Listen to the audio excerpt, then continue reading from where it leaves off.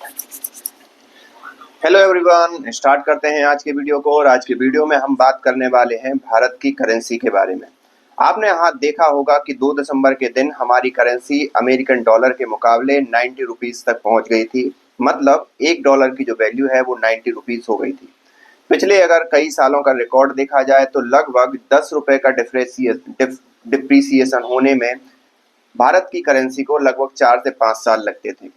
लेकिन 80 रुपए से 90 रुपए पहुंचने में इस करेंसी इस बार ओनली 3 साल लगे और 3 साल में ही भारत की करेंसी का इतने गिरावट हो गई। और ये गिरावट ना केवल मतलब एक प्रकार से महंगाई बढ़ने या एक अगर आप कोई चीज खरीदने जाओगे तो उसमें आपको ज्यादा पैसा चुकाकर अदा करनी पड़ेगी इस करेंसी की गिरने की कीमत। तो ये सारी चीजें हैं और इससे नो डाउट आपकी जो अकाउंट में रखी हुई सेविंग है उसकी वैल्यू भी घट जाती है।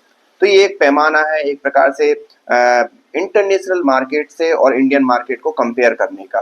वास्तविकता में देखा जाए तो आपके माइंड में ये क्वेश्चन आ रहा होगा कि आखिरकार ये घटती कैसे है, ऐसा क्या हो जाता है करेंसी के अंदर कि ये एकदम से घट जाती है।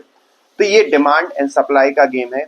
अगर आप ज़्यादा से ज़्यादा डिमांड में कोई चीज़ है तो उसकी वैल्यू बढ़ जाती है। अगर कोई चीज़ ज़्यादा से ज़्यादा सप्लाई उसकी हो रही है तो सीधी सी बात है उसकी डिमांड उसकी मतलब वैल्यू घट जाती है।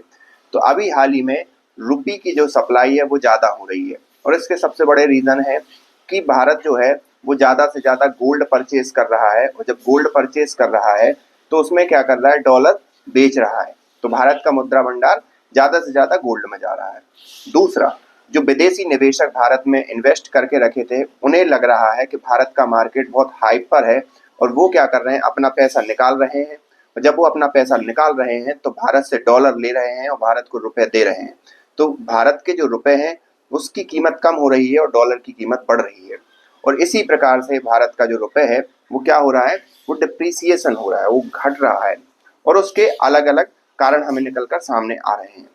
बात करें गवर्नमेंट की तो गवर्नमेंट का एक के जो एडवाइजर है, इकोनॉमिक एडवाइजर, तो उन्होंने कहा है कि ये कोई बड़ी बात नहीं है, ये हमने पहले से ही प्रेडिक्ट कर लिया था कि आखिरकार क्या होने वाला है। और मतलब गवर्नमेंट पहले से प्रिपेयर थी कि पैसा डिप्रिसिएट होगा और उसके डिप्रिसिएशन को कैसे हैंडल करना है ये भी गवर्नमेंट ने प्लान किया होगा। लेकिन अगर हम थोड़ी सी खुशखबरी वाली बात देखें तो सेकेंड क्वार्टर में हमें हमारी जो आर्थिक नीतियां हैं उस या जो हमारी जीडीपी ग्रोथ है वो बहुत अच्छी देखने को मिली, लगभग 8.2%। बड़ी बड़ी एजेंसियां एवं सरकार की खुद की एजेंसी, सरकार का खुद का डेटा भी इस प्रकार की चीजें प्रिडिक्ट नहीं कर रहा था।